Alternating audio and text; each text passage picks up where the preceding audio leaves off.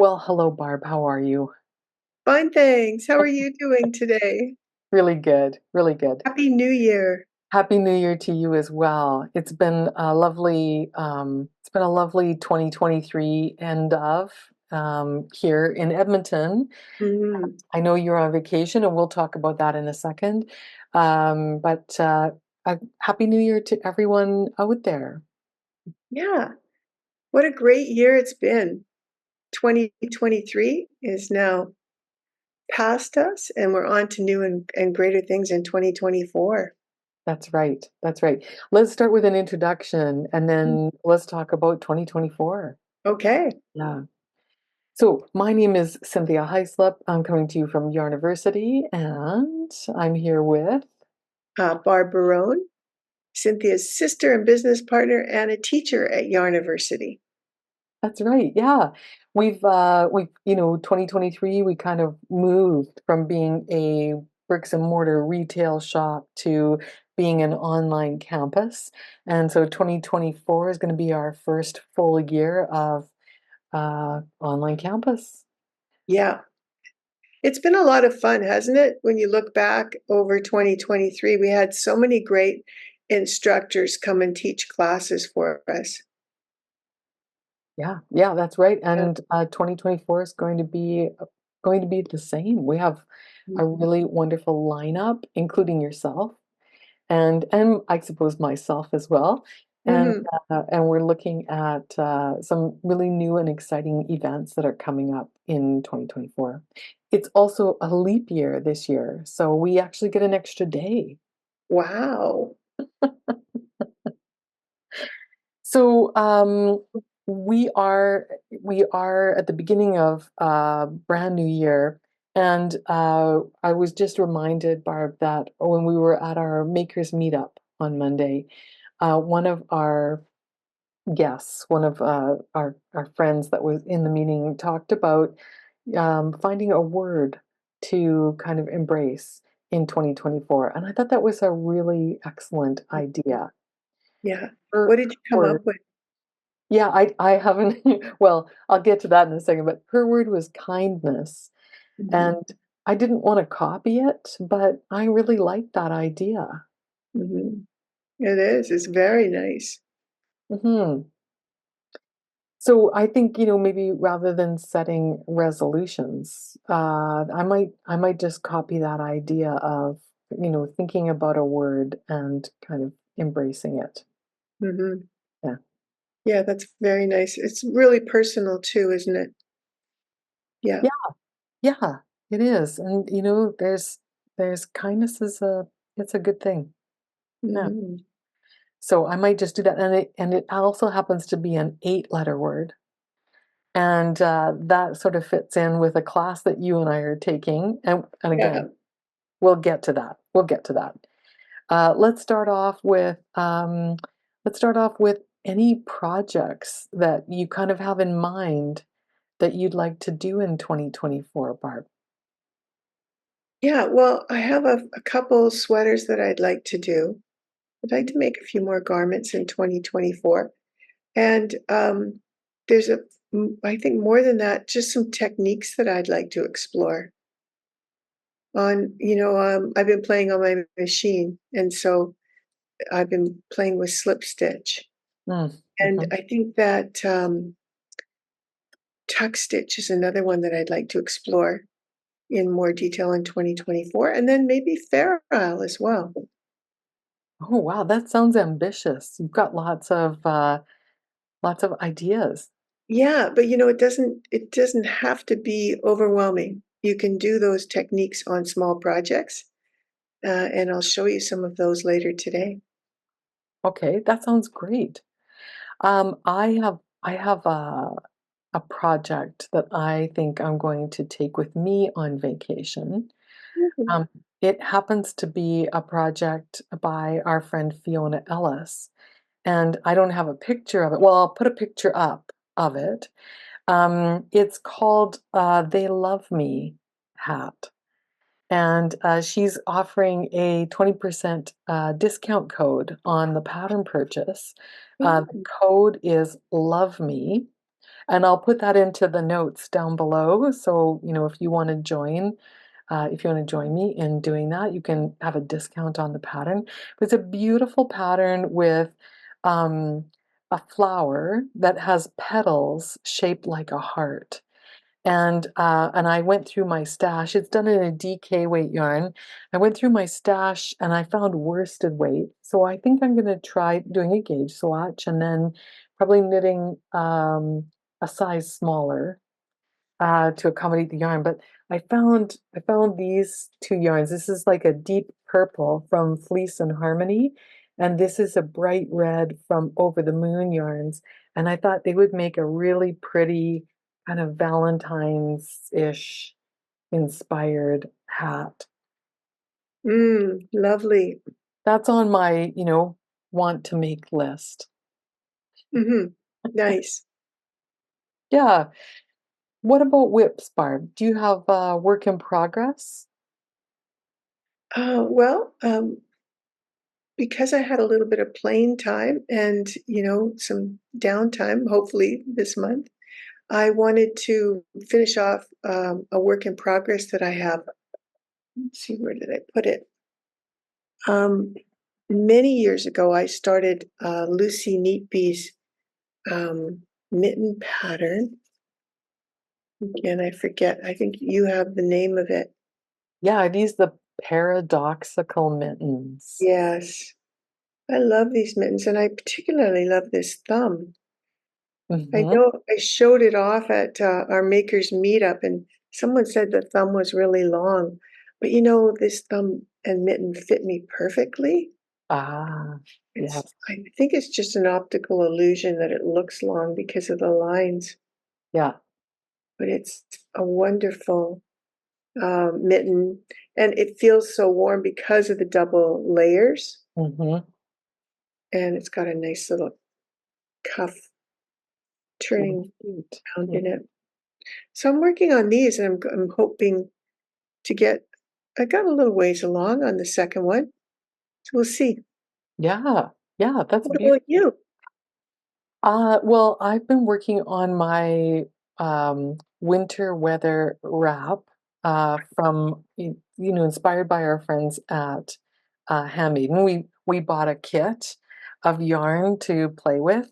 And we have some customers who have joined in, kind of after the fact.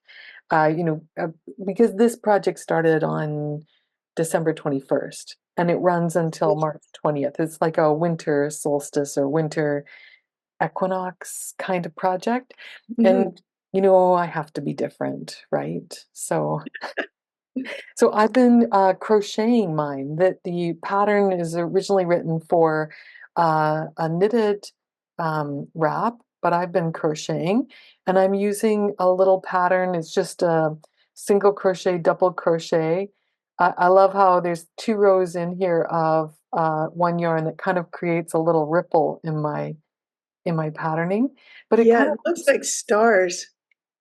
yeah, it does, doesn't it? So Like pretty. stars, or I was thinking kind of like herringbone. Or Um, birds in flight. yeah, so this is going to be my winter wrap project, and I just see if I can flip an end over. Nice. Are you gonna So, take it with you on vacation when you go?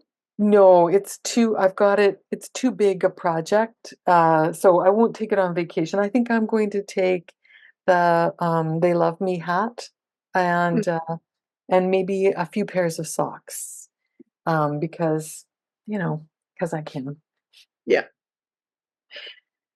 And so if you're interested in joining us on the winter weather wrap, there are still kits available on Handmaiden's website. And again, we'll put a link down into the notes below. And if you'd like to crochet yours, like I am, I've put all of my pattern notes or my recipe, if you will, on my Mhm. Ravelry page. So I'll put a link to that as well in case you'd like to try it out. Yeah, that's great. I know a few people want to crochet it after they've seen yours. It's really a nice thing to do, and crochet can be so much fun, right? fairly easy. Do you have to do anything special because, you're changing colors every day? Do you have to wait for 2 days to No. No, it just like in the original pattern, if I happen to have 2 days of the same temperature, then I'll have, two rows of it, but I can change colors every row if I want to. And I'm just knotting, whenever I change colors, I'm just making a little knot at the end. And then at the very end, I'm going to take whatever is left over of my yarn kit and make a fuller fringe along the edge. Because Mm, now the nice. fringe, right now the fringe looks a little sparse, right? Or because you don't necessarily change yarns every row, but Yeah. I'll come in afterwards and fill that in with Mhm.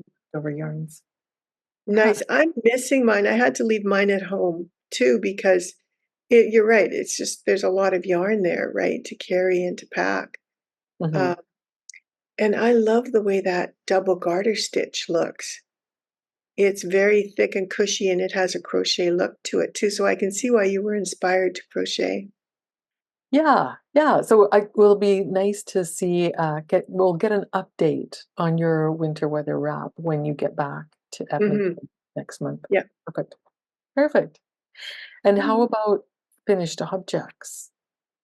Yeah, FOs. Well, I've been working on socks, Cynthia, in anticipation of my upcoming machine knit sock class. So I've got several pairs of those. But you're also wearing something that looks finished. Oh, yeah. This is my poncho, my easy folded poncho from knit out of Lascaux Fine yarn from Carolyn Sommerfeld at Ancient Arts. And we picked this up last fall when we were at in Calgary, or last summer maybe. And I've held on to it. It was my sort of my fall project, and it's using a technique, a slip stitch technique on the knitting machine. This one was knit on my um, Singer 360, which is a finer gauge machine, so I was able to use a finer yarn.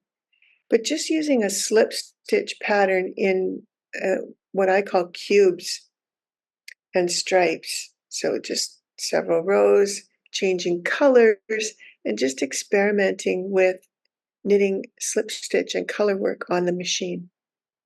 It's beautiful, Barb. It's such a lovely choice of colors and choice of design. Thank you. I'm loving it too. And it's been really great to wear it here. I'm in British Columbia, and it's a little bit chilly, and yet, you can kind of go outside some days without a coat. So it's a really nice warm piece to wear in this type of weather. Oh, perfect. And we are going to take a look at your socks in a little bit. And I'll just mention that my only finished object really has been mittens. I have been on a mitten madness making thing. I couldn't think of another Yeah. M word to put in there. But I have a pile of mittens because we're going to be teaching at the next Rowan Connect event. And one class that we're teaching is called Magic Loop Mittens. So how to knit magic loop style is the intention of the class, but you know, let's not swatch it. Let's make something, right? So I've got a Mm. pile of mittens here that I've made with Rowan Pure Wool. And I've also got some mittens here that you made with Rowan um, Kid Kid Kid Classic. Classic. Yeah. Rowan Kid Uh, Classic. That's right. I forgot about those mittens. Nice and fuzzy. And Yeah. I also made a pair of mittens for my husband out of a different yarn. It's not a Rowan yarn. This is a yarn that I picked up from Rosebud Mill. I think they're in Manitoba, but this is a hand spun yarn, and it's got lots of, different stitches. It's really hand spun. Some of the stitches are really fat and some of them are thin. And these mittens are still damp because I'm drying them. I washed them and I'm drying them for to give to Mike for his birthday. So I've got another pair of big mittens here. Lovely. And what pattern did you use? Ours. Oh, okay. Yeah, the magic loop mitten pattern. So that pattern, we'll put it out on our website and on Ravelry. It's kind of a nice addition to our design portfolio. Hmm. This mitten comes in 8 sizes, and Wow. I've thought a lot about, how to do the back of the thumb to leave it hole-less. And it has a round top on it. I'm not such a big fan of mittens where, you know, you have to you have to keep your thumb really rigid or it torques. So Mm, in this one I've made the thumb nice and round, so that it fits any way that you put it on. There's no twisting. nice. Yeah, yeah. So that's been my finished objects. I'm only making one of each size. Yeah, There's a lot of sizes. there's a lot of sizes. The pattern's also written in a worsted weight yarn. So, it's a nice way to use up, one skein of worsted weight that you had left over from a sweater project. Yeah. I think, what, about 150 meters maybe, would you say, for a pair? Depends on Pattern. what size you're making. So, for you and me, 150 meters. For my husband's large hands, Mhm, I needed just a little bit more than 200 meters. I made the cuffs fairly long. mhm. So Nice. You can tuck them in underneath of your coat and keep all the chill out. yeah, yeah. And I'm making myself a pair of mittens, so I guess that's kind of like a whip. Yeah. But because I had 2 skeins of this yarn from Rosebud. Oh, I forgot when I put my two fingers up, I get the balloons. Um, I have 2 skeins of yarn, and so I had to borrow a little bit for Mike's mittens. So for my mittens, I'm going to start with a provisional cast on, and I'm going to knit the 2 hands of the mittens. And then I'll take that provisional cast on off and I'll use whatever's left of the yarn to knit my cuffs and use up my yarn, which is another class that we're teaching for Rowan in February. And that is on crochet for knitters. So one of the Mm, things I love to do is do a crocheted provisional cast on. So that's that's me. That's what I'm up to. great.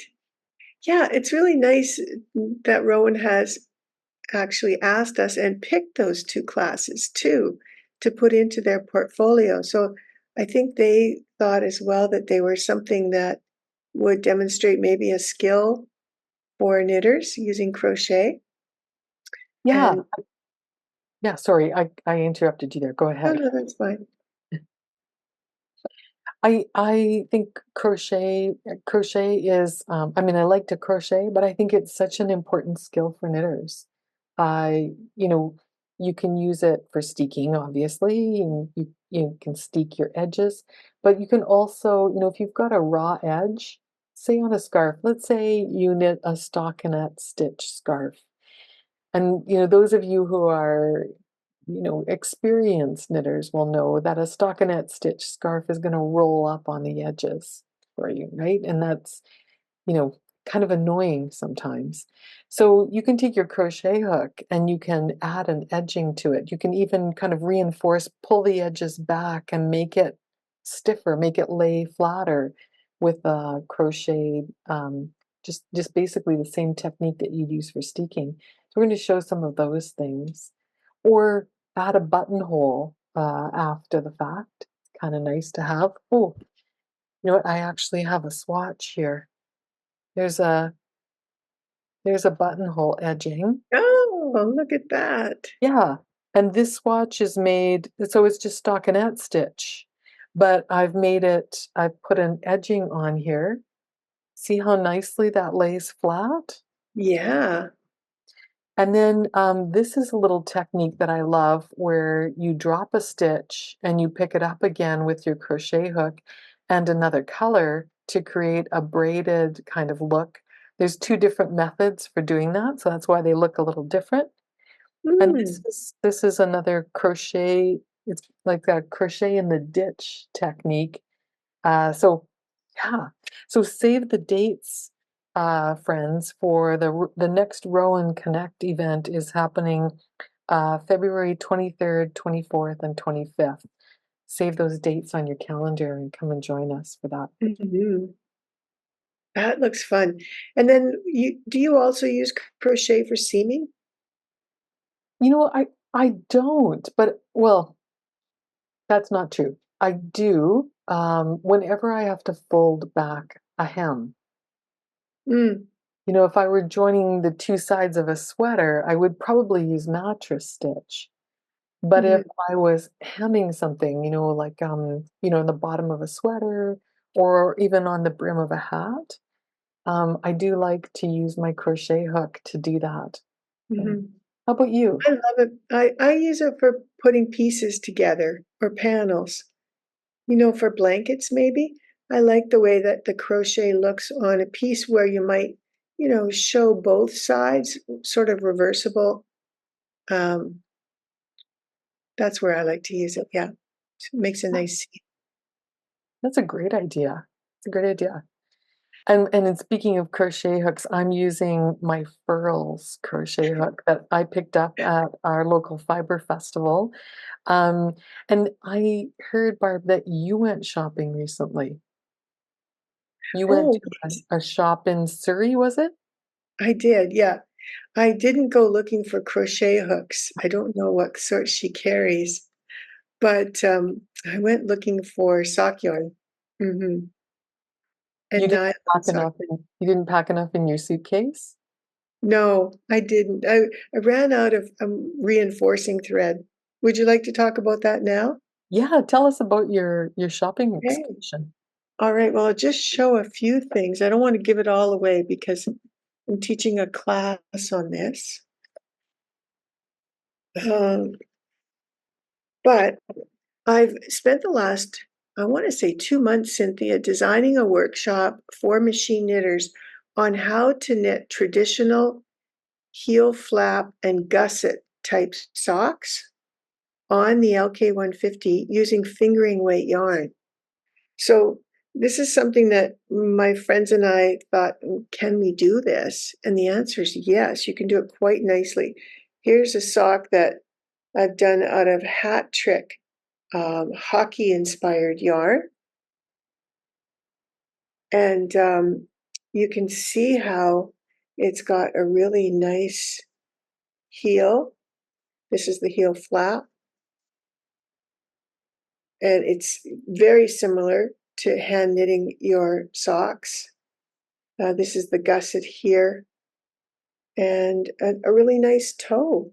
And you can do this all in one piece on your knitting machine. The ankle of the sock is done on the bed in one piece, and then it's just got one seam along here. And I'm going to show a couple of seaming methods, both the mattress stitch and a new one to me called the Bickford seaming method, which has you seam, they're called knots and loops in your knitting. So a knot on this side and a loop on that. But it's a little bit more like, when you seam garter stitch together, it's that sort of technique. So it's no layer on the inside like you get with mattress stitch. They're just edges sort of butted up together. It's very interesting, I feel. So we're doing socks like this, and I've been experimenting on different patterns. So on this pair of socks, I've used reinforcing yarn in the heel and the sole of the sock. So I was on the hunt at Valley Yarns in Surrey to find some reinforcing yarn, and I found some. I was able to do one sock, and then I ran out, and I found some more there to do this second one. So yeah, love the way that you can test out different things on socks, like adding reinforcing yarn to portions of your socks that might wear out. And then on the instep of the sock, next month, I want to try doing Fair Isle. I think that would be just beautiful to have either a lace or a Fair Isle pattern running up the front of the sock. Maybe the leg could be done in stripes or slip stitch. Mm-hmm. So I have a question for you, Barb. Yeah. If in this method of knitting socks on your machine, could you reinforce the entire sole of the sock as well as the heel? Yeah, and that's what I did here. Sorry, I didn't make that clear. But yeah, this is got reinforcement yarn. Now, I forgot and continued the black on down, but then it ends right here at the toe. So this is all reinforcing yarn all through the bottom or the sole of the sock. Well, that's really nice. I mean, as sock knitters, we know that that's Yeah, where it wears out, right? So right. And then this part, the instep of the sock, is just single socknado. And this is so soft and cushy because you don't need the reinforcing yarn up here. My socks never wear out up here generally. It's always right in here and in here. Yeah. So the way I do these on my machine is I make a little pair first. And this is primarily just to get gauge. I'll zip up a little pair of these in an evening. They're quite easy to do in this small size, but this lets me test out my machine and then calculate how many stitches and rows I'm going to need for a bigger pair. And there's a little bit of, iffiness on this because your gauge changes when you use or add in a reinforcing yarn like a nylon sock yarn, which is what I'm using. You remember the little spools that you got inside the sock yarn? That's what I'm using there, and it's quite a bit thicker. So it can be a little bit more challenging to knit as well. And I'm anxious though to try mohair as an option for the bottoms of those socks, maybe more as a boot sock or a house slipper.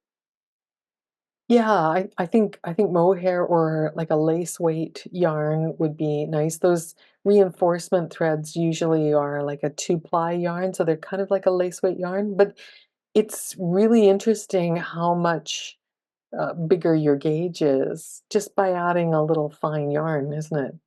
It's true. It really does change the gauge. I'm on the hunt now because the the lady who runs the yarn shop in Valley Yarns told me about um, a yarn called woolly nylon. So that's what I'm on the hunt for.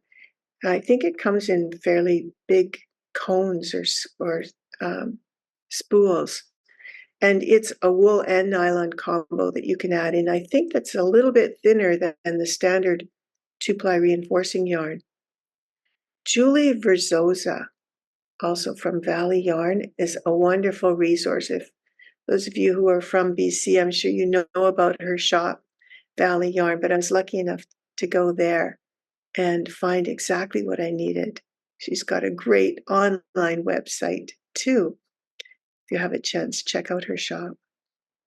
Yeah, tell us a little bit about your visit to Valley Yarns, Barb. Where is it located and what do you know about Julie and her shop? Yeah, it was super easy to find. It's just off kind of like a main freeway that runs through um, from White Rock to Surrey. And it's in a beautiful commercial sort of slash residential area. She's got an amazing full shop. She has used every single square inch of this shop to its best use. She has yarn all over the walls. She has a center island that's just filled with beautiful yarns. And then she hangs bags and other things from the ceiling. She's got uh, just an amazing collection. I'm so surprised at how much different yarn and different brands she's able to put into her shop. Mm. She's got great needle selections, books. I found a great book. Uh, Looking for it. I picked this up while I was there, Cynthia. Ooh. Oh, Yeah. hang on, let me spotlight you. Oh, yes, I've seen this book before. That's Laine Publishing. Hmm. That book must have cost you a little bit. A little bit, yeah. And I'm not exactly sure how I'm going to get it home, but I'm thinking, maybe this can replace a pair of Mario's jeans. You're gonna have to carry it on the plane. Maybe, yes, that's true. It's heavy too. These books are so well made. Yeah. The the covers and the seams. But the important thing is what's inside it. It's just filled with the most beautiful examples of embroidery, oftentimes on plain sweaters, just like you and I have been doing with our friend Fiona Ellis. Yeah. So while we're on that topic, very quickly, Fiona is coming to teach embellishing with embroidery. And that's on January 11th. It's a three-part class, so 1 hour a week for 3 weeks. And behind me here, I have a sweater that I did in our last class. And it's been, so I just took a plain sweater and I practiced a few of my pattern stitches on a swatch first and then embellished the front of my sweater. But Fiona has also done a beautiful pair of mittens, hand warmers. She took a flat, what am I trying to say? She took a flat swatch and sewed it up the side so that her thumb came out, and the embellishment on the back of the mitten is beautiful. I'll pop a picture of that into this so you can see it as well. And Mhm. in the last class that we did with Fiona, someone else brought that book up and showed it, and there were a lot of oohs and ahs that went out. So great Yeah. find, Barb. Great find. Yes, Mhm. yes. And I'm thinking, wouldn't that be fun to do a little embellishment on a little baby sock like that? Something really pretty on the side. So stay tuned. See more. Yeah, absolutely. And the embellishment is not just for decoration. It can actually be a visible mend, like a repair. It can be oh, the sweater that I'm wearing is one where I had to transition from a self-striping yarn to a solid yarn. I'll just shrug it up here a little bit. So what I did afterwards was come back and just duplicate stitch some stripes in the solid color from below, just Oh, to kind of, make it so that it wasn't a solid, ending. I had a little bit of yarn left over, so I just did some duplicate stitch stripes just to bring the bottom color up a little bit. yeah. Can we see? Can you stand up a little bit? I didn't Uh, get it. I don't think I can stand up without knocking over the mannequin, but Hmm. there's just, Oh, the idea is just to bring the bottom color up a little bit. did And that ever work out nice? it did well, and you don't want to change colors like mid chest, right? That Yeah, doesn't yeah. look very No, attractive. So, yeah, it's embellishment, right? Is again, like crochet, an important skill for knitters to have, for all yeah. people to have. I guess it's important to say that, and if you're not a knitter, you can still take embellishing with embroidery. The with Fiona Ellis, the medium that we're working on is knitted fabric, but you could, take a sweater that you got from a thrift store and you can embellish on it. You That's can right. take a commercial knit that has a hole in it and you can embellish around it to cover Mhm. it up. Or a stain. Darn it, Yeah. Well, and how many times have we, gone to the time and the effort to make a sweater, and maybe it just, is a little too plain or, something with it. And that this is a great way to personalize it and to make it look like brand new and a sweater that then, you love to wear all the time. Yeah, Yeah, exactly. great idea. Exactly. And love what you've done with that one. That's really pretty. And the one behind you too. It's gorgeous. Yeah, the one behind me is, it's an old sweater. It's hand knit. It's all one color and it's an old sweater. And I just happened to have some variegated yarn that I thought would stand out on it. And so the nice thing about it is that when you work with variegated or color changing yarn and you're doing those long, chain stitches, you get a movement in the color as well. Hmm. Well, talk to us just a little bit about how you designed the pattern for the yoke of that sweater, because I know people will want to know. They'll ask. You used a variegated yarn, and what did you do? Did you draft it on paper first, or?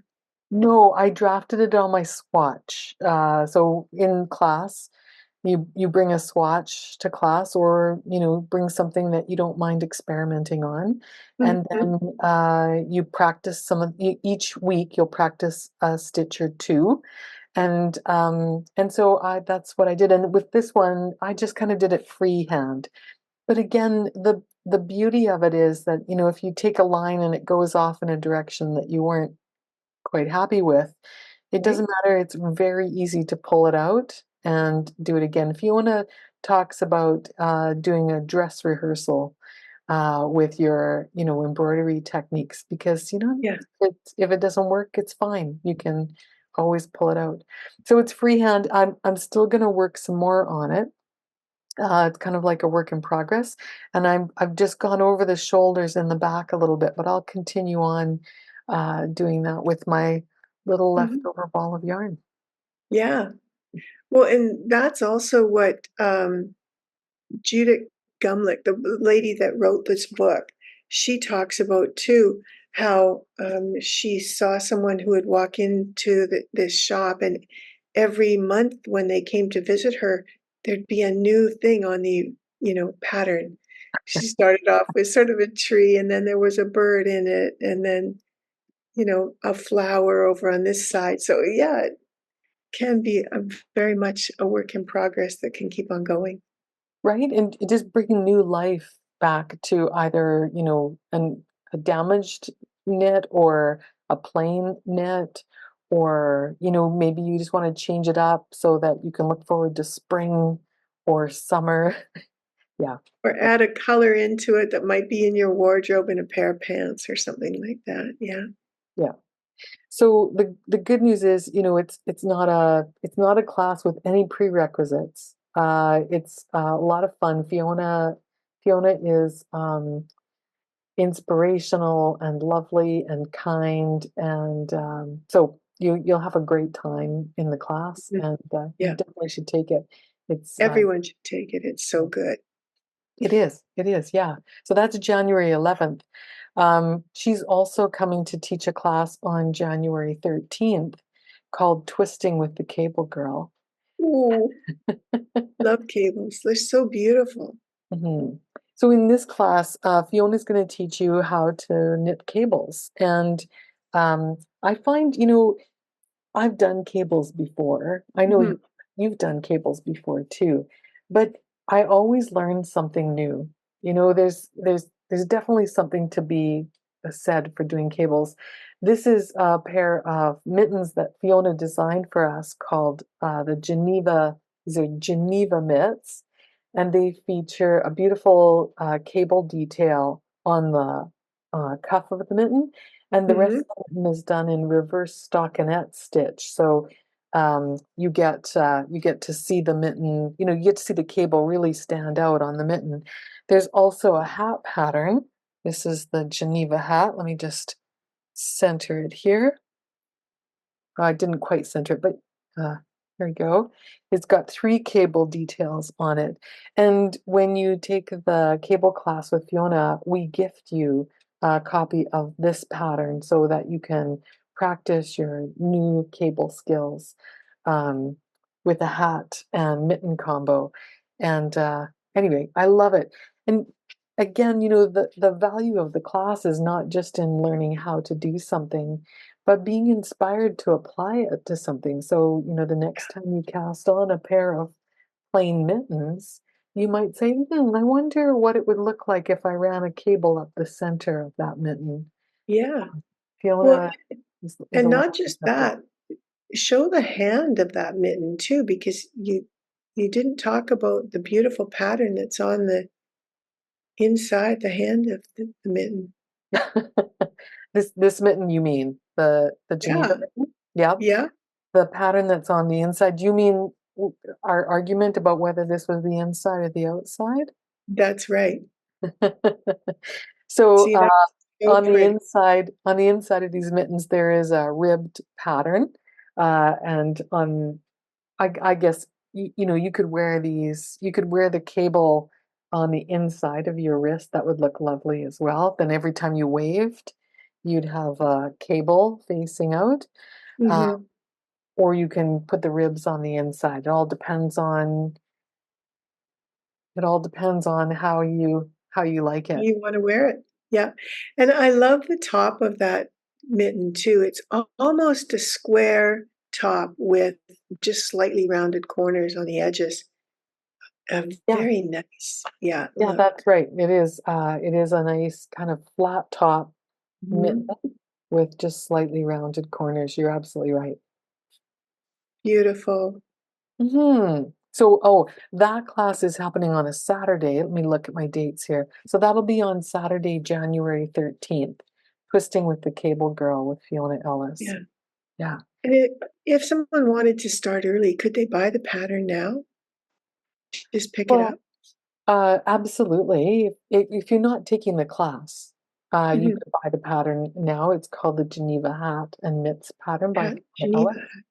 Okay. And it's available on our website and also on Ravelry. So I'll definitely put a link into it in the show notes below. We have So pretty.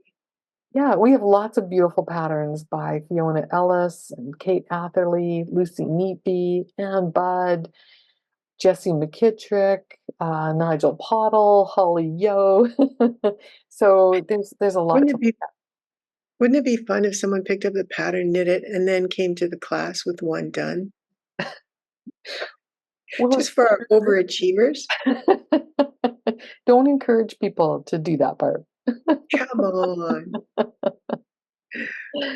Oh man. We also, speaking of overachieving, you and I are taking a class right now with Mm. Bristol Ivy. It's called A Geek's Guide to Lace Knitting, and we're learning how to encode secret messages into lace patterns. What did you think of our first class, Barb? Well, I loved it. I had to put it away, because I had other things I had to do, but my plan is to, this week, get in and do a swatch on that. Swatch my coded words. It's a really fun class, and Bristol is very engaging. This class is being run 1.5 hours over 4 consecutive weeks, so it's a 6 hour class. If you are sad because you missed it, it started on January the 3rd, we have good news for you. You could still join. We'll leave the registrations open for another week or so yet. And if you would like to join up, you can watch the recording for the first class Yeah. and be ready for the second or the third class when you want to join in. I like that Bristol keeps, enough time in the class so that you can knit along, like work along with her. Because there was a few questions that came up for me anyways about how do I, code in knitting and how do I turn that into yarn overs and decreases and things like that. So I think it's a great one to go back and watch again. Thank you so much for sending out the recording. And I'm looking forward to finding out what we're going to do next week. That's right, because Barb, speaking of overachievers, well, maybe it's not overachieving, but during class, you asked, how do I put a second word in there? Yeah. Yeah. And Bristol just took that all in stride. She said, "Oh yeah, they're on to that right away. We're going to do that Mhm. Yeah, I next." know. And in fact, I recommend it. It's a great way to add more interest to your project. So it's really fun. It's a lot of Yeah. fun. You And can I think still join that's us. I love the recordings, but I love the live classes too, because that's exactly the benefit of it. You can ask a question to someone like Bristol Ivy and get like the best answers Hmm. all in real time. Yeah, It's great. yeah. We don't have to be, going to Bangor, Maine to take a class with Bristol. We're got it right here. Mhm. It is really good, and you know you have such a good perspective on the teacher's hands and the demonstrations, Yes. and she has great handouts too, so that's really Yeah. nice. But she's not the only special guest that we have coming this month. We also have a class coming up with Lucy Neepy and another one with Kate Atherley, a brand new class. The Lucy Neepy class is one that we've run before and it's sold out. So we set up another session, and this one is sold out as well. But don't lose hope, friends. If you wanted to take it but didn't know about it, I will hold it. We will hold it again in the fall, and we'll have other classes from Lucy coming up. Lucy Neepy is amazing. This class that we're teaching in January is called The Magic Buttonhole and Double Bands, and it's a way of applying a beautiful finish to a cardigan with a buttonhole that doesn't, a buttonhole that stands up to the test of time and Hmm. a double band, like a folded over band. So there's no raw edges to be seen when you open up your cardigan. It's just gorgeous. Yeah.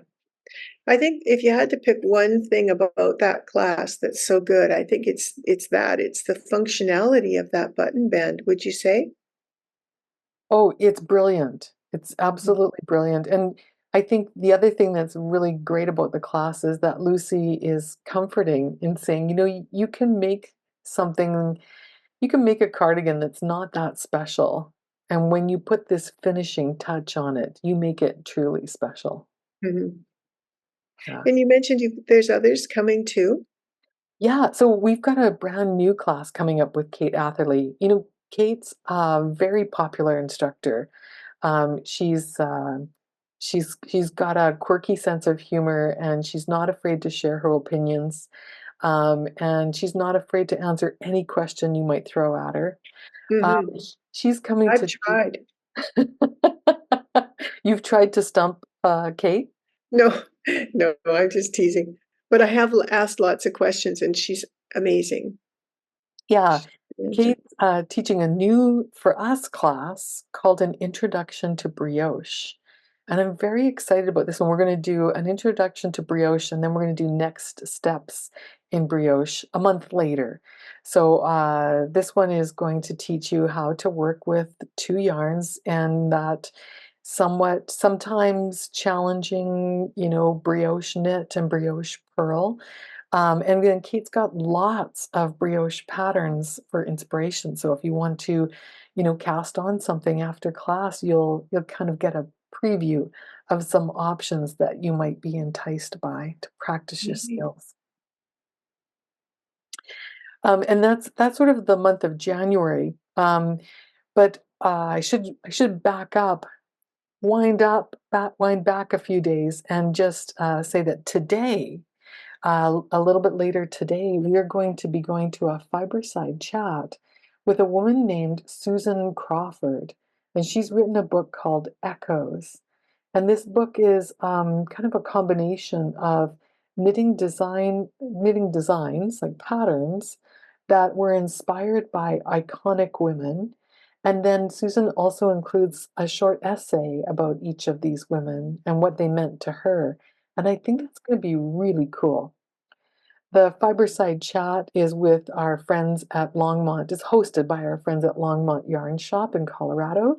And I feel so privileged that we get to meet so many cool people. That's Mhm. going to be happening on January the 7th, a little bit later today.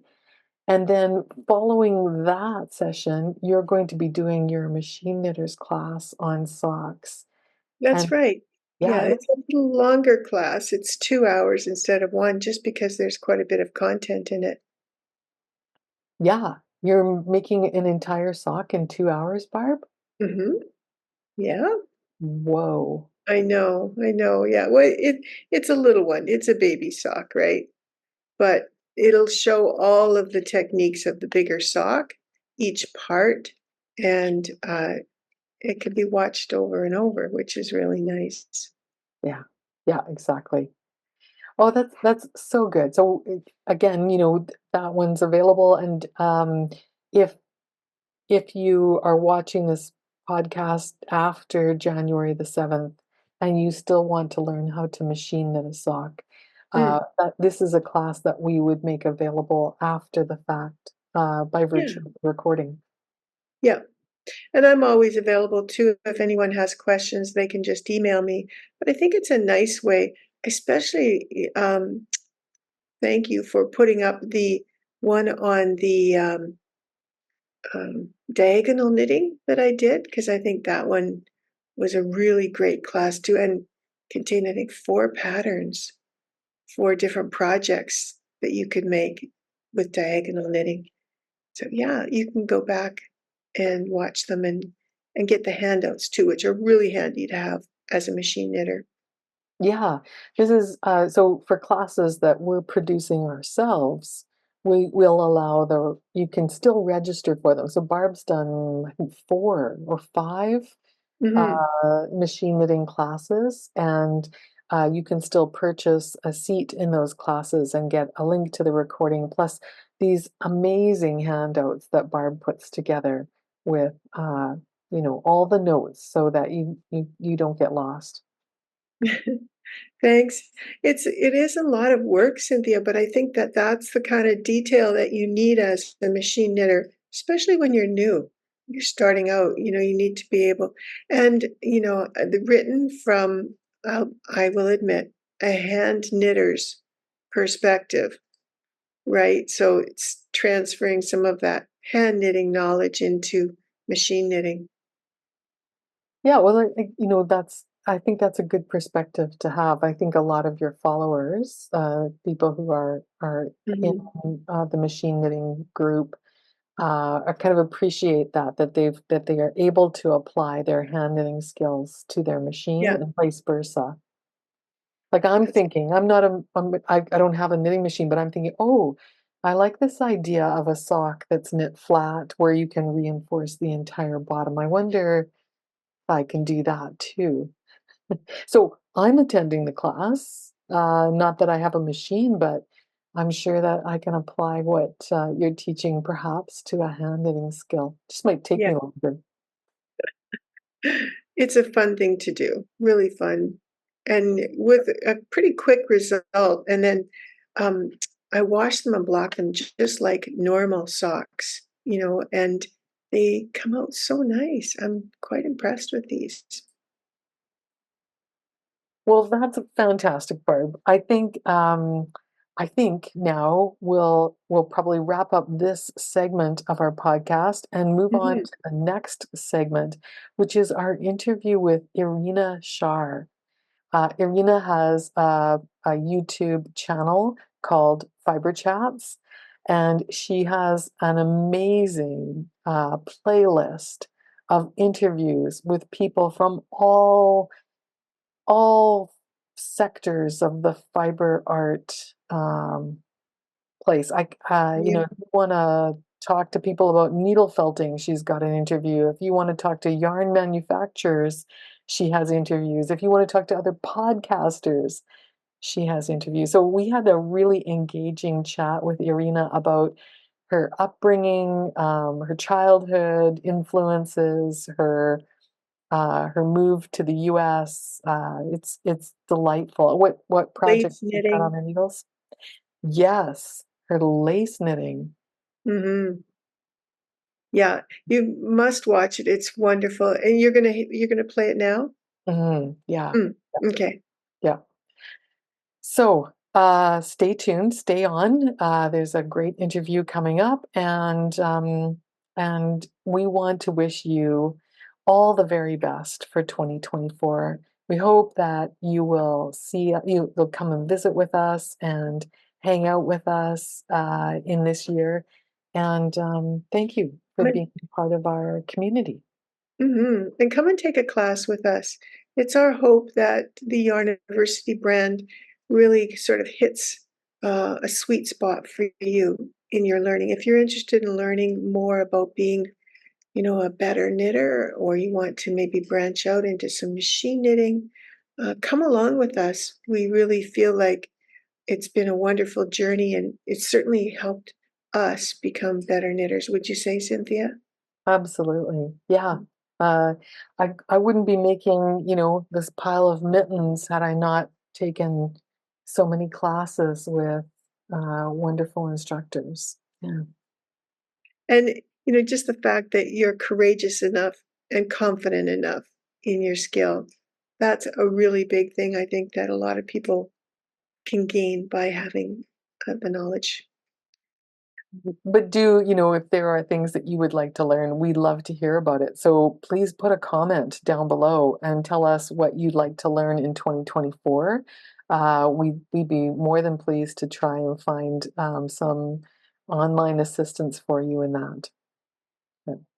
Yeah, All right. except for beginner knitting, right?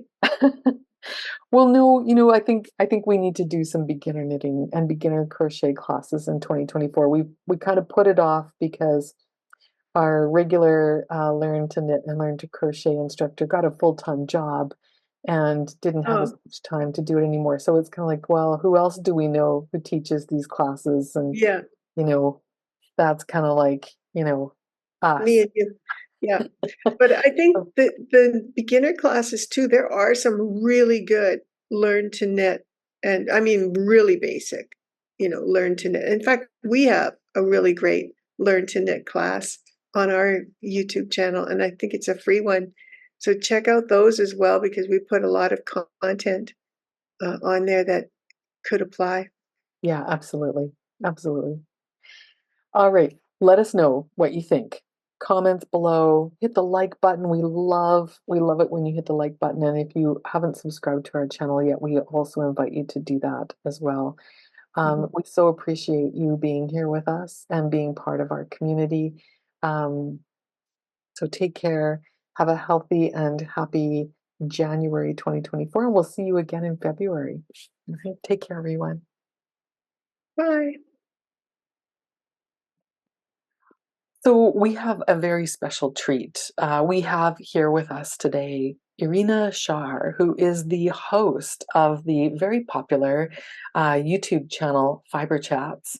I looked it up and I see that Irina is just shy of 13,000 subscribers. So I have to admit a little bit of, content creator jealousy there. And there's over 500 videos. So Irina has kind of talked about all of the fiber crafts. There's videos on embroidery and on tapestry and on macrame and on knitting and crochet. And I mean, there's just so much content there. It's quite amazing. So I want to say welcome, Irina, and thank you for coming out to chat with us today. Thank you for having me. So, Irina, I want to know, of all those crafts that you've explored, I kind of want to know two things, and then I'm going to let Barb talk to you as well. But off the top, I just wanted to know if you have a favorite craft and kind of what inspires your curiosity. Where does that come from? Well, in the past 6 years, I became obsessed about knitting. And when I say obsessed, I actually mean that because it turned out to be like a new discovered lifestyle. It's probably the first thing I think about when I wake up, and probably the last thing I think about when I go to sleep. And I might even be dreaming about it. So, I mean, knitting became like a major part of my life 6 years ago, but I started first. I learned how to knit. I was probably 7 or 8. And it was one of those lazy summers that I was spending with my grandma. And she was extremely crafty. She knew how to knit, how to crochet. She actually was a seamstress. She did bobbin lace. So, like, all kinds of, she used to be an amazing baker. Like, I remember like all kinds of crafty things that I used to do with her over the summers. So one summer she decided to show me how to knit. And it was probably like 1 week. So I knew how to cast on, I knew how to knit and how to purl. I did not know how to cast off. And I remember after that week coming home back to Siberia where we used to live. And my mom was just like rolling her eyes and going like, just go play. Like, what are you doing? And that was the end of my knitting career up until 6 years ago. And then a friend of mine was having her fourth, and as she assured, the last baby. And she said, I never had the baby shower. So I was like, I'm throwing you a baby shower. And I was thinking, I need to make something special for the baby. So I went on YouTube. And the first thing I saw were those like cute little knitted booties. And I was thinking, I probably can make it. It looks simple enough. And ironically enough, it was sort of like, you know, how people say it's like riding a bike. It was that muscle memory that like I immediately had in my hands. Like I never stopped knitting. And I haven't stopped knitting since that day. Wow. And so that was 6 years ago. Yeah. Wow, that's amazing. You know, there is something about it, isn't it? Something about knitting and crocheting. And do you do all of the crafts now, or is it? I dabble in all of them. Like I did cross stitching for a few years until my eyesight sort of started to complain about it. I tried crochet. I find like knitting is my major, like primary fiber arts, but I really love trying different things. Like I tried macrame with beads. Like anything that has to do with doing something with your hands. I probably tried it, and I probably can figure out how. Right. So tell me, Irina, what was it like growing up in Russia, in Siberia? Because, you know, we watch, you know, all sorts of movies, and sometimes people are like sent there. And, you know, tell us the real skinny on what it's like to Well, grow up. my parents were hydraulic engineers, and they were building dams, electrical dams, like all over Soviet Union. So I actually was born in Uzbekistan, and my parents were building a dam near the border with Afghanistan. And then when I was 7 or 8, we moved to Siberia, and they were building a dam there. So that was like in the middle of nowhere. Like if you can imagine the most rural settings and just woods everywhere and the river and nothing else there, and this tiny town, and the only people who lived in town were people who were working on building this dam. So there was like 10,000 people. And then as soon as the construction was over, basically the entire town moved. So Yep. right now, like in that specific town, there is like less than 1,000 people who live there. And you're Canadians, you know how the winters can get. Like back there, it's like at minus 45 centigrade, they shut the school for a snow day. We usually would go and play outside, just because it was boring to be home. Yeah. And the thing is, like, when I look at it now, there was no produce in the stores. Like we had to have like a little plot of land where everything was, whatever you grow, you say preserved for winter. And when you think about Russian, like traditional Russian food, it's very interesting because to me, like food shows so much about culture. So like if you look at the traditional Russian food, it's all about preserves. It's all about like salted fish. It's all about sauerkraut, like something that can last you through the winter.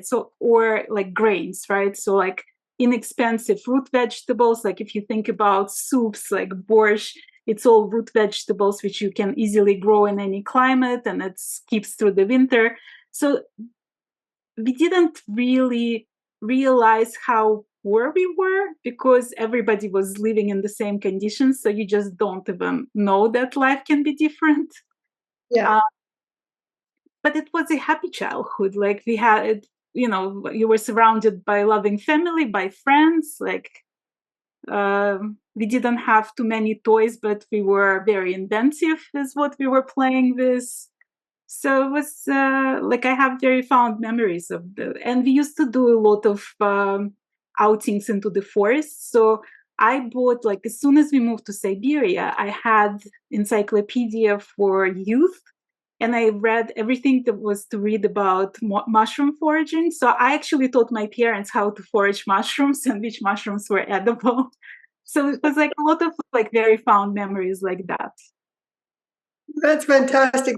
Were you an outdoor girl too? Did you snow ski and skate on ice and The ice skated a lot. Like the ice skating rink was probably like the happening place in town. Like that's where everybody was getting together and like there was music playing and people were just skating or chatting, you know. I was one of those who mostly were chatting than skating. Like I was never very athletic, so skiing or skating wasn't my most fond memory, but you know, it was just something to do there. and that was probably your teen years. Yeah, and the thing is, like, when I think about the most like outrageous memories, it was probably that part of the education in Soviet Union back then was learning how to assemble and disassemble Kalashnikov. So that was like part of the curriculum, you know. So like there, or like for the physical education, they had to throw a hand grenade and it had to fly for 30 meters. So it's like it was a lot of things still under the influence of like Second World War, and a lot of, you know, history still felt like it was recent history, you know. Yes. So when I tell those memories to my children, they think it's absolutely crazy. Wow, Irina, that's amazing. I can't even, I mean, I can't even, right? It must have been a long Cold War kind of time frame, Yeah, right? it's you know what, now I mean, I've been living in the US for the past 32 years, and like looking back, it seems absolutely crazy, but yet it was like part of everyone's reality. Yes, yeah. And then fast forward, you were a young adult, a young woman, and when did you come to the US? I came in 92. So 92. I graduated from college, and then basically like at that same time Soviet Union broke apart, so there was no job opportunities there, and there was a program in Boston to go to do the MBA. So I came here, and then I met my husband, and the rest is history. And now you have a family. Yeah, I have 3 kids, 3 cats. Well, And you the kids already all grown up, so we just became officially empty nesters. My youngest just left for college this semester, so now we only have 3 cats in the house. But you know, Irina, I think, did you follow your parents' kind of trajectory? Did you become an engineer as well? I did well. You know, it's like Russia is one of those countries where education, not everybody goes to college. It's much less than in the US, where like everybody encouraged to go to college just to experience college.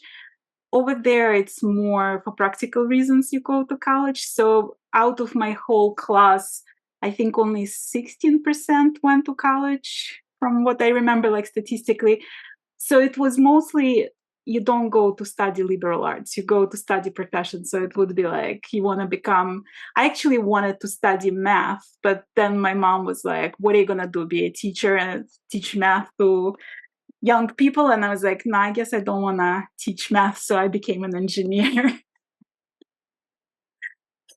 highly influenced by your parents. Yeah. I was fourth generation of engineers in my family, so it sort of felt like very natural to me. And math was always my obsession. I used to do calculus in free time just for entertainment. So it was, you know, it was something that wasn't too difficult, or was like interesting to me. That's really something. I think I wonder, Irina, if you know, were your parents influential in that love of math, or was that something that was just kind of intrinsic for you?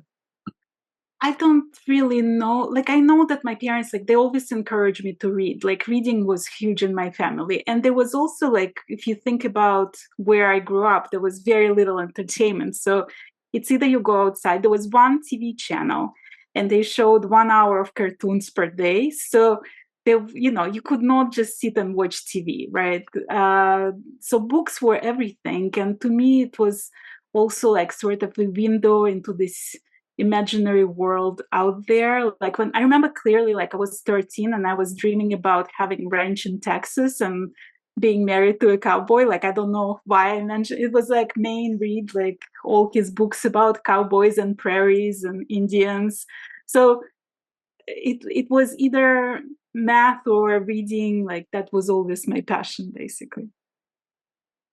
The love of crafting, you said, came from your grandmother. Did it skip a generation? Was your mom at all into it, or was she, forget it? Well, it's an interesting story because my mom had two siblings. They were all very crafty. They all hated it. So for them, growing up and doing handcrafts and like making clothes, it was something that was the sign of poverty for them. And as soon as they were able to go and buy ready-made clothes, it was sort of like they escaped that poverty level, right? So for my mom, there was always this association with handmade and poverty. So she did not encourage me in any of my handicrafts. It was sort of like I was doing it when she was not looking.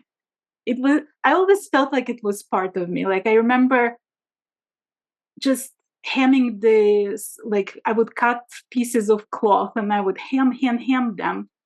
And somehow like that monotonous hemming brought me so much joy. Like, I didn't even care about the end product. Like, I didn't care if I'm going to wear it or not. It's just the process of doing stitching or embroidery. It was always like bringing me joy. And I feel like until now, when I need something, I give away probably like 90% of everything I make, just because, not because I don't love it, right? It's just because I care less about the finished product and it's more about the joy of the process.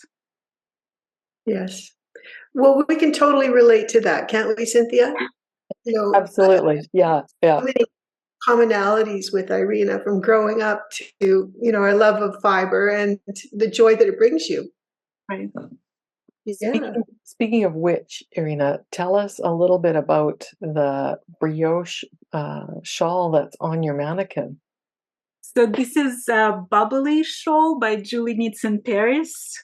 And I really like Julie's designs. She's usually doing something like very out there and funky. So this is one of my favorite shawls. It's beautiful. Thank you. Yeah. That purple on more purple on one side and more blue on the other side. So.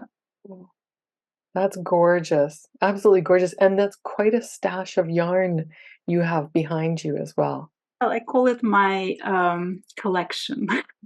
I sort of treat yarn collecting, pattern collecting, and knitting as three different hobbies that don't necessarily have anything to do with each other. And lately, I've been trying to be more mindful about what I'm buying, but I also use it like as my inspiration board, sort of like this is my mood board, because I come to that and I look at it and the yarn will tell me what it wants to be. So I do need a lot from the stash, but then when I see something beautiful in front of me, I'm usually also tempted to grab another skein. Yes, yeah. Now that project is quite a time-consuming project. We know we've knit brioche. I've usually knit ripped brioche, but the first time I learned brioche, I was probably knitting for just like 3-4 months. And I decided to make a brioche scarf for a friend of mine. And the only reason I decided to make brioche scarf because I saw a picture and I liked it and I didn't know anything about brioche. So it took me 18 tries, like I actually counted, of trying to knit it and ripping it back and trying to knit it and ripping it back. And the last time I was almost 2/3 done with the scarf and I couldn't, like, I made a mistake and I couldn't fix the mistake and I couldn't find the place to stop it. So I just like unraveled it again. But then on the 18th try, it suddenly like clicked how to fix those mistakes. And since then, found the code. Right. Yeah, I know. it's about knowing how to fix your mistakes at the end of the day, Yes, yeah, that's for sure. Cynthia, do you have more questions? Oh, absolutely. Yeah. I think you answered the question, Irina, that I asked earlier, which was, what inspires the creativity, the curiosity that you have for fiber crafts. And I think that was, that childhood of not having much television and of having to kind of figure out for yourself Right. what was interesting, right? Like the whole research into mushrooms. I totally relate to that, growing up in the country and knowing what that's like. Um, but I'm wondering what inspired you to, start a YouTube channel and to share your, kind of like your research and your interviews and your explorations of fiber crafts with everyone else. What was behind that? It's also started with curiosity, funnily enough, because I was very active on Instagram. It was beginning of COVID. And I was thinking one day that I have whatever at that point, like few thousand followers, and I don't really know anything about them. So there were like all these beautiful pictures, but like I didn't know anything about the people behind the pictures. So I was chatting with one designer, Alison Randall. She is a Fair Isle designer from Shetland. And I said, like I have this idea. What if we went live on Instagram and I just ask you some questions about you and we can like do this like mini conversation? And Alison had a complete panic attack. She was like, I don't know about that. Like, I would need to see the questions. I don't know how to do that. So I was like, it was like just an idea. I was just thinking out loud. So I said, well, let's just like think about it. And then as soon as I was done with that conversation, another friend of mine who was a yarn dyer texted me about something unrelated. And he was like asking me something. And I said, Josh, like, what if we did this thing? What if we went live and I ask you some questions? And he said, let me just finish my cake and then we can do it. So I was completely unprepared. I didn't know much about him besides the fact that he was dyeing yarn. I never went live on Instagram before. I didn't know which button to press to go live. So that was like the whole adventure. So if you look at that first episode on Fiber Chats, it's like a complete mess. Like he didn't know what he was doing. I didn't know what I was doing. But then Alison watched that video. She watched it live and she said, after the video was over, she texted me and she said, I saw what you did there. How about we'll do it tomorrow? And that's how Fiber Chats was born. So the first few videos was live on Instagram. And then my son, who at that time he was working in YouTube, came home to visit and he said, it's all very cute what you're trying to do, but nobody's watching our long videos on Instagram. So you need to start a YouTube channel. And so I started looking into that. It took me some time to figure out how to upload things from Instagram onto the YouTube, but that became the thing. And then probably the biggest breakthrough for me was my 6th interview. Like one day I woke up and I thought, I'm going to ask Hazel Tyndall to be a guest of my channel. Mind you, I never talked to Hazel Tyndall. I never had like a single conversation with Hazel Tyndall.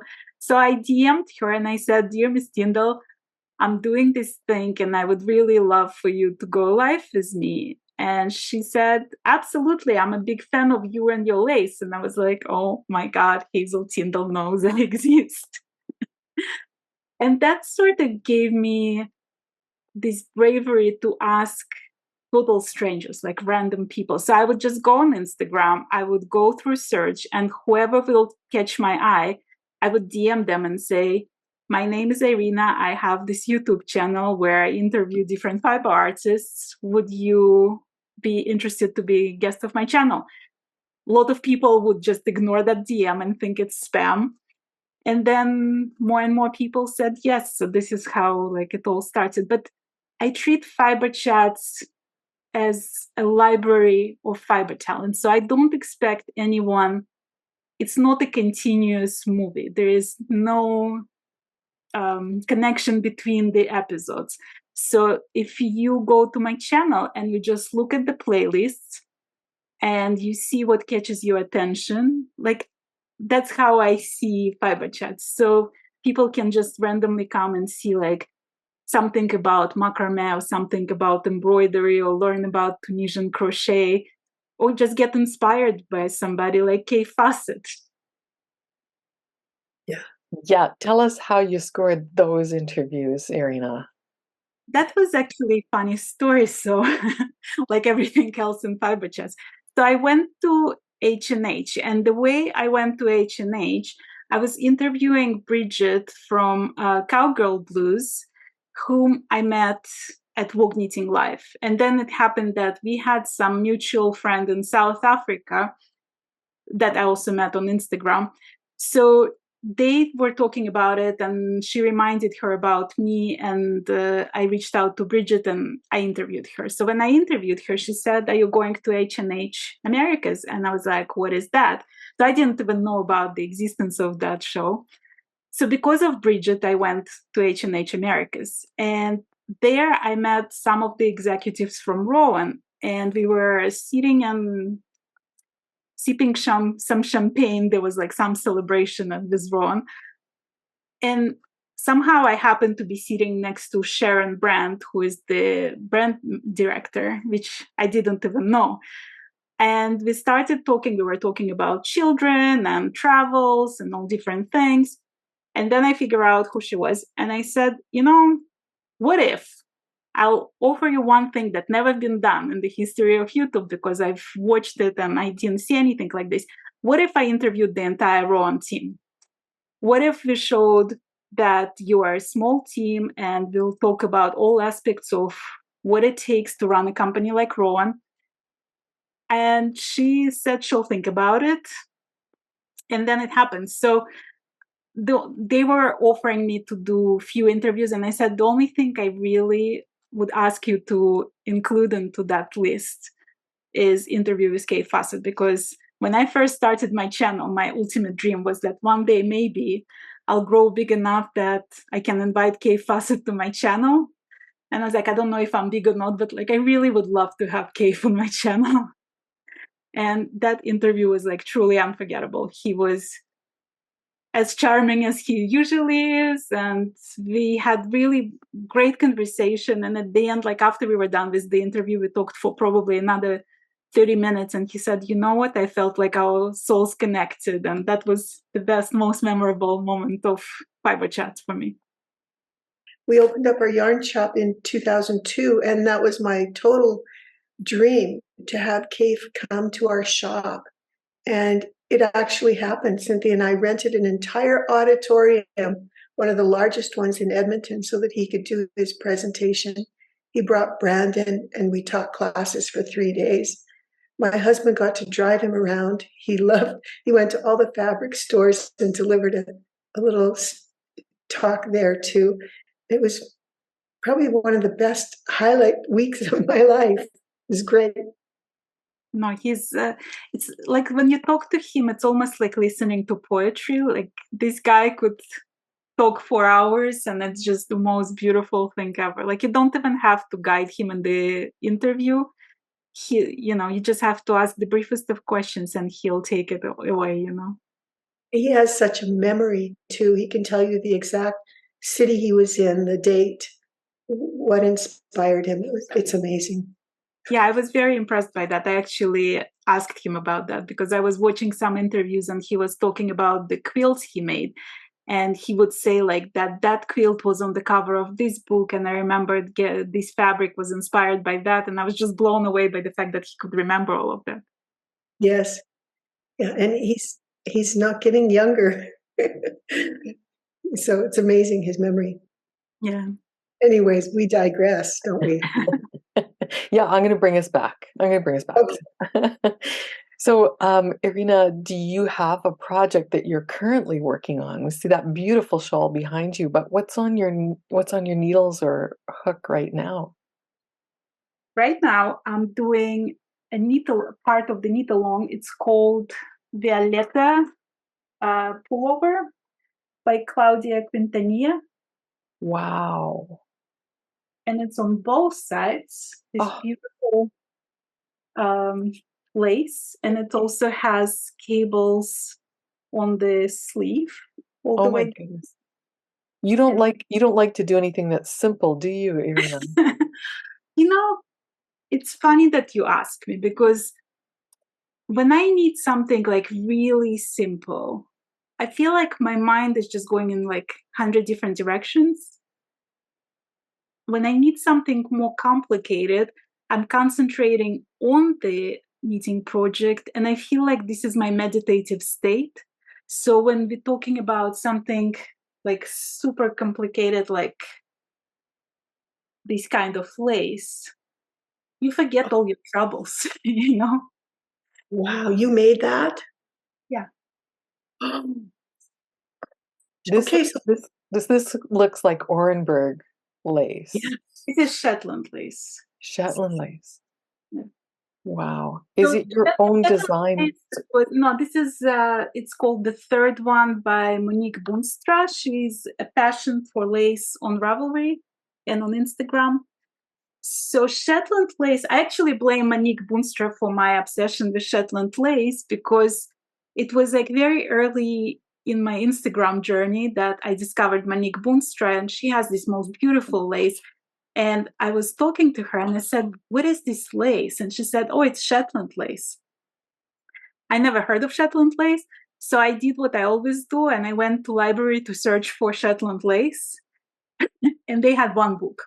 So they had the book of Elizabeth Lovick called The Miracle of Shetland Lace, or The Magical Shetland Lace.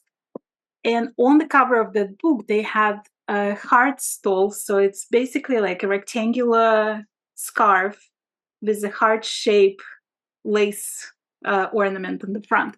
And I was like thinking, oh, it's so pretty. Like, let me knit it.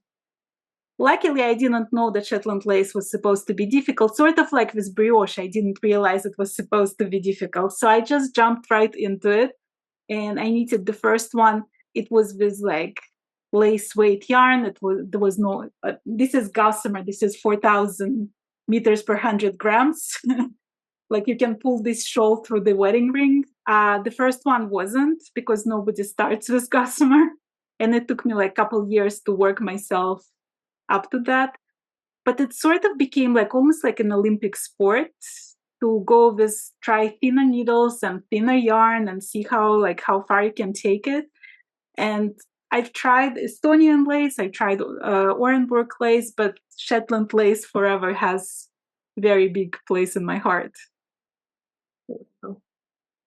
That's And the thing is, like, when you look at the Shetland lace charts, it's like Rachmaninoff concerto, right? It looks super intimidating, but at the end, it's like one stitch at a time. So to me, it's like this is the most meditative thing ever, because it's like it keeps you present, it keeps you in that project. You just admire this lace, and somehow you find yourself like very relaxed at the end of it. but it's Like not lifelines can be like friends of yours, with the Shetland lace. Shetland lace is not the kind of thing that you would call television knitting though, right? I No. mean, you've got a chart in front of you and you need to pay attention to it. So again, do you think that upbringing without the distractions of, social media and television and, all those things that kind of bombard us today and distract us from what we're doing, do you think that had a big influence on the fact that you enjoy those kinds of I don't know. challenging projects? I think it's probably like just different personalities, because if you talk to knitters, like we can be from any part of the world, and a lot of us grew up in similar circumstances. But some people enjoy that mindless knitting because that allows them to think about, like, watch TV and do something with their hands. I think it's like what brings you joy, right? It's very individual. So it depends on, like, if you really stress and all you want is just to watch TV and knit a sock, like that's a perfect knitting project for you.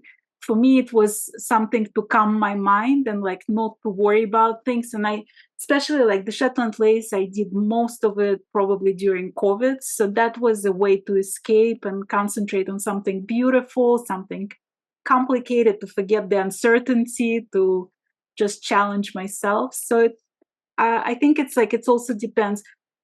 there are times when all I want to do is knit a simple hat, like a simple beanie, you know. So it's also like depends on what happening that time of the day, or like what you feel like doing. And I often find that like after a project like this, I need like a palette cleanser. I need something simple. I need something not complicated with thicker yarn, like, you know, something that I can, like, it's the funny part that I usually do crochet as a project between the like complicated Shetland lace knitting because to me, just like, I don't do complicated crochet. I just do some amigurumi toys.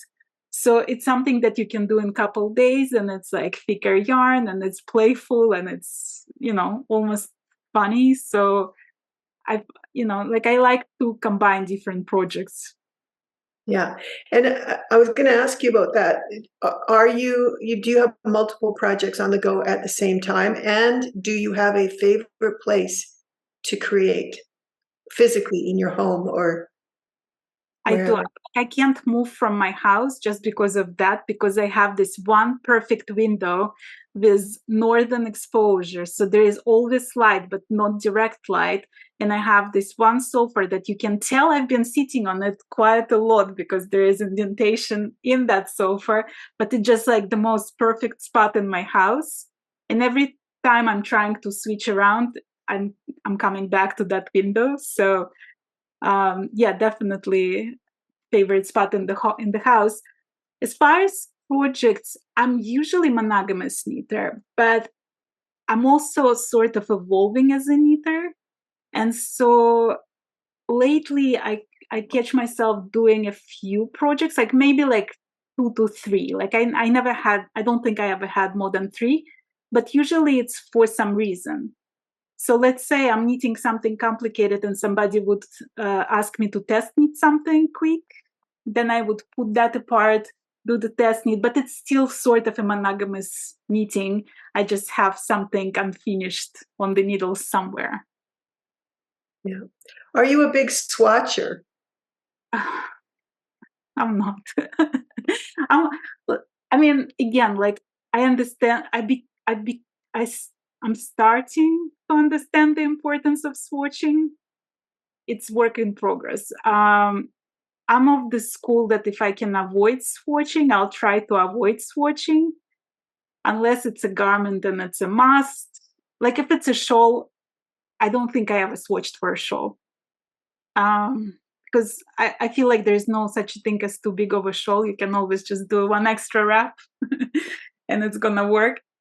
But like if it's a garment, it's advisable. But it's sort of like I have the same relationship with swatching as I have with lifelines.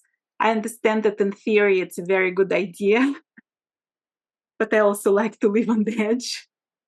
I'm imagining you might play yarn chicken as well. I've done like a couple times. I usually I usually prefer to have too much yarn to too little yarn, which results in a lot of unfinished skeins in my possession. So I love all the ideas for like what to do with your leftover yarn. I actually put together last year an episode with 50 ideas of what to do with your leftover yarn. So it's usually like once a year, twice a year, I'll do some project that would clean up somewhat some of the leftovers. I love that too. Yeah. Now we're at the beginning of a new year. So before we get into, looking forward, I'm going to ask you, Irina, to just look backwards for a minute and tell me, do you have, was there a time in 2023 or a project in 2023 or an interview in 2023 that was really special for you? I feel like 2023 was sort of like a very interesting year for me, and partially because of H&H. So when I went to H&H, I didn't know what to expect. I didn't know who I'm gonna meet. And somehow, majority of the interviews that came out after H&H were all initiated at H&H. It was all people that I met there. So it sort of like showed me that you never know where what's going to happen in your life. You can plan all you want, and then one meeting can change everything. And so for me, like, I try to say yes to all the opportunities. Um, I, I don't look at people as like, what can this interview do for me? I'm just there to collect the stories. And I feel like you never know, because sometimes I would have an interview with a person expecting absolutely nothing, just this conversation. And then from that conversation, just because we connect, they would introduce me to somebody who then introduces me to somebody. So this is how Fiber Chats grew. It's all basically by the word of mouth. And I always ask my viewers to introduce me to who they would want to see on my channel, right? Like if they know some indie dyer. And the thing is, like, I never go for the biggest names. I mean, obviously I interviewed some very famous people, but the base for every interview is my curiosity, what I want to know about these people. So a lot of times I would ask a person who is completely unknown in the world of social media, and it would turn to be the most interesting interview. Like one of the first interviews I've done was a friend of mine that I met on Instagram, Grant Mahi. So he lives in the tiny village in New Zealand. And that conversation was like one of the most interesting conversations that stayed with me, you know? So it's like, and I feel like this what people relate, because they come to the channel never knowing who they're going to discover. And my favorite comment is when, like, thank you for introducing me to this fiber artist. I don't think I would find them otherwise. So I'm always on the lookout for unique fiber artists from like all different parts of the world. Oh, that's really nice. I think, Barb and I weren't able to go to H&H this year, but I think maybe we'll have to make a trip and catch in on that as well. You could enjoy it. Yeah, yeah. Just want to know Cynthia and I have been really focused on learning, in particular for the last year for our new channel. Is there a particular skill or technique that really fascinates you that you'd like to learn more about in the fiber arts?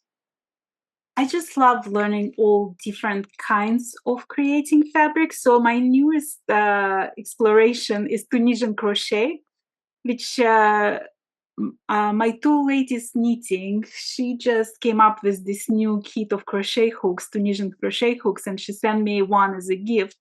And I started to play with Tunisian crochet on YouTube, and it's just like fascinating that basically you can create fabric with anything. You can do it with a hook, you can do it with needles, you can do it with Tunisian crochet hook, you can make lace out of thread, just create lace that way. So the more I learn, the more I get inspired to try different things.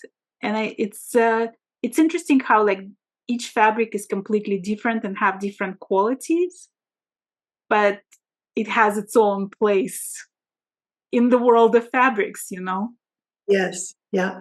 And its own following too, which kind of leads you then into a whole new group of people to meet, right?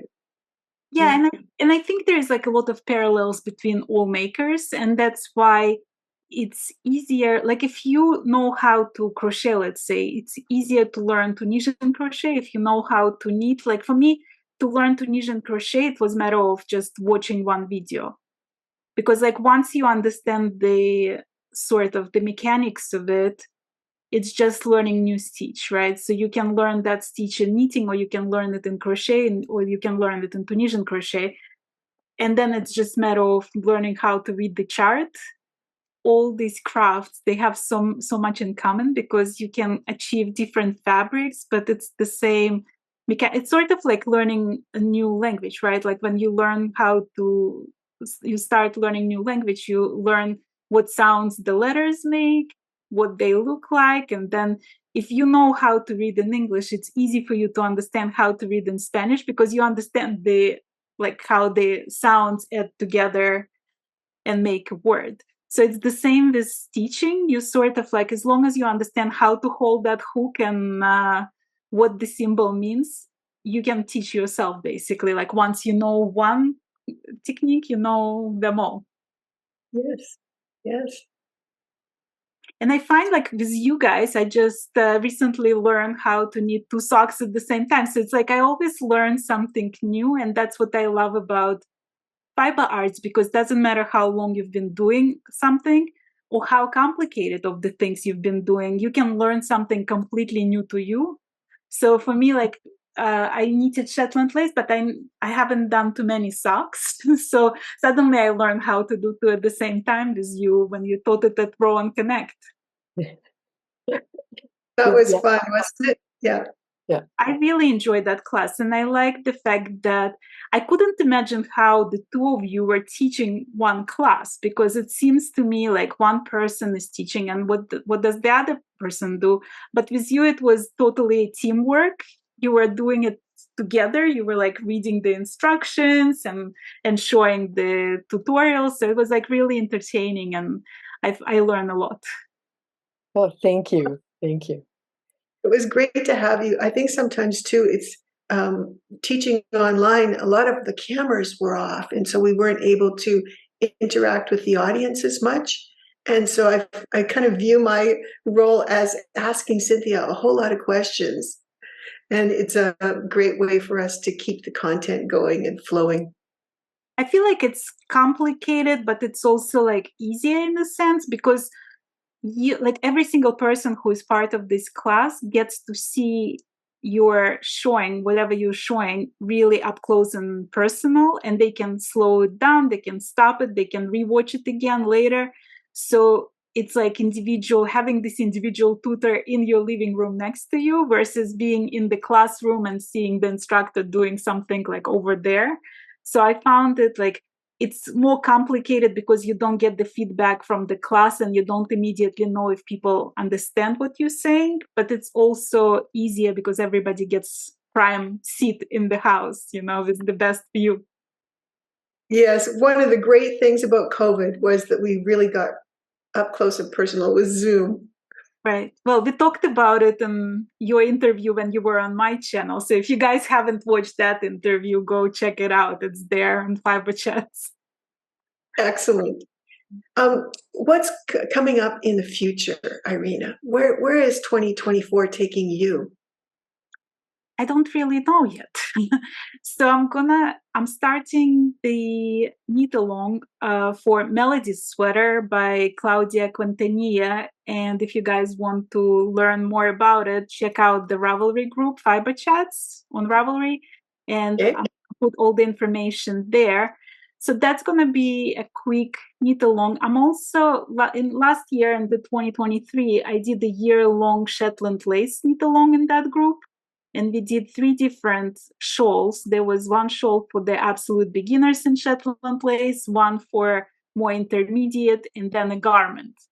So this year I might do another knit along for Shetland lace because I like showing people that they can do it. And I've done probably 6 or 7 Shetland lace knit alongs by now. And every time I would get people who never knitted lace, let alone Shetland lace, and somehow at the end of it, they knit themselves a beautiful shawl.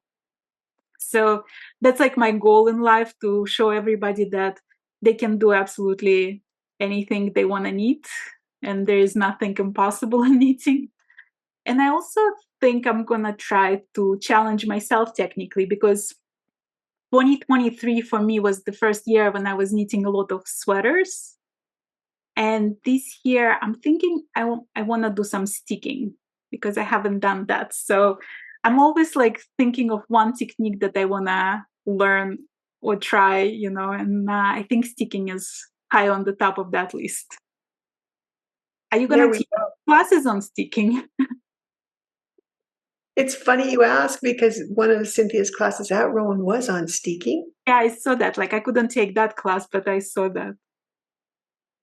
Yeah, well, certainly it's something that we will look at, doing again. It's a Yeah, whenever we do a class, it turns out that, we have to put in probably 3 to 4 times more prep into the class than the actual time we take teaching the class. So So yeah, we'd like to do that one again. It was fun. I enjoyed teaching the steeking class, and I always enjoy, the sort of like the aha moment that comes when you do something that might be technically scary or difficult or challenging, but you're doing it in a community of people.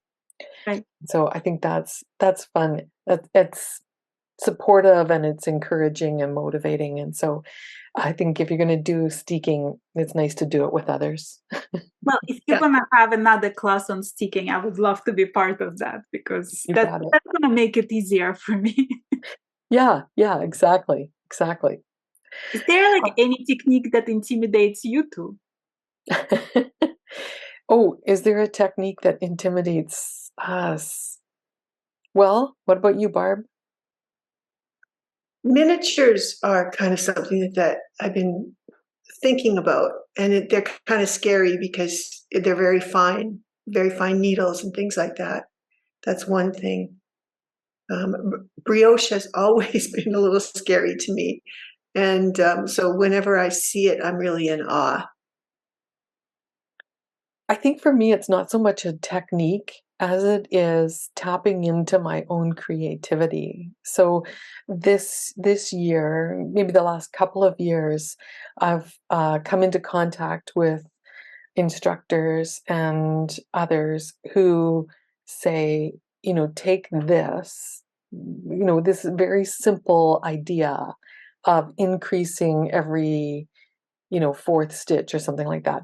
Take this idea and just keep doing it, make it your own. Learn how to do a proper gauge swatch and use that to calculate, your own sweater, these kinds of things. And for me, I never felt like I was a creative person. I always felt like I liked knitting because if I could follow the instructions, crochet too, as long as I could follow the pattern, I could create something beautiful. So this year for me, it's been accepting that I can branch off from that and make things my own. And I think, Irina, that's something that your YouTube channel brings to all of us as well, is that idea that, we can watch what other people are doing. And because we have a bit of skill in a craft, we can understand what those, changing the hook or making the hook longer and keeping the stitches on it, like with Tunisian crochet, that this creates a new kind of fabric, and we can take that and, put it into our own kind of craft repertoire and channel that into, making it our own, making it something that is unique to us. And so I find though that it's the same thing, like when we talked about, knitting complicated lace versus simple beanie. I feel like it's also what you feel like that day, because sometimes you don't always have to be the first in this art, right? And come up with something new and revolutionary. Sometimes it's totally fine to just follow somebody else's pattern and like relax and just follow the instructions. And sometimes you feel adventurous and you want to explore and you want to branch out, and that's totally fine too. So as long as it brings you joy. At the end of the day, isn't that really what it's all about? Just bringing you happiness and fulfilling something that you love. I feel like when the day comes when you are stressed by your knitting, it's time to put the needles down and go for a walk or do something else, go garden and find something else to do, because it's not supposed to stress you out. Like it does Yeah. sometimes. Like you can lose the stitches and you can make mistakes, and it's fine to put your knitting into the naughty corner and come back to it later when you like it better. Irina, I'm so sorry that we have to, stop the conversation. It's been so lovely to chat with you today and to learn about your background, your history, and where you're going. We love your channel. It's delightful, and I like the way that you've set up your playlist so that people can come to your channel and sort of choose what, genre or topic they want to explore with you. today. So thank you for putting all of that out on, on the interwebs for everyone. And for being such a delightful and friendly person. I think that's, probably why people say yes to your interviews, is because you are, just such an approachable and friendly personality. Well, thank you for inviting me to your channel, and I hope we're gonna do something together one day. Maybe we'll do some knit along together or something. That would be amazing. Yeah, we'll have to do a steeking knit along. You know what? I'm on for it. So let's do it. All right. All right. Thank you very much. Take care, and we'll talk again soon. Thank you. Bye.